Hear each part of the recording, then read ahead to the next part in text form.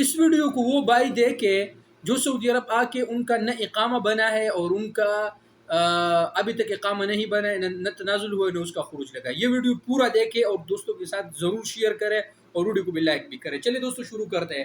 دیکھیں دوستو، یہ بہت ضروری ہے آپ بھائیوں کے لیے. اگر آپ نئے ویزے پہ آئے ہیں، یہاں پر آپ کے کمپنی نے نہ آپ کا اقامہ بنایا اور کچھ بھی نہیں کیا. میں آپ کو سمپل بتاتا ہوں. میں نے 1-2 لڑکوں کا اقامہ نمبر نکالا، پھر اس کا ٹرانسفر کیا، تنازل کرنے کے بعد تجدید کا ٹائم اس کا مکتب عمل نکل گیا. کیوں؟ اب وہ بھی آپ کو بتاتا ہوں.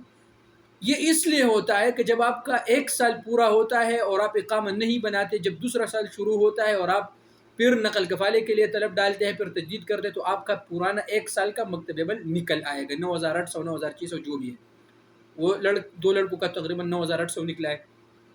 اب حل کیا ہے اس کا بھائی؟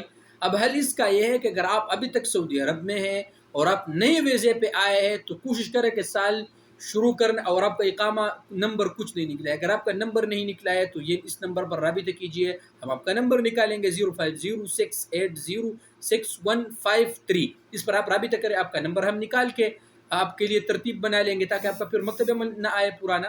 اب بات کرتے ہیں کہ اگر 1 سال سے ٹائم زیادہ ہوا تو آپ کا پورا مکتب عمل آئے گا اور یہ آپ کے لیے پھر مشکلات پیدا ہوں گے.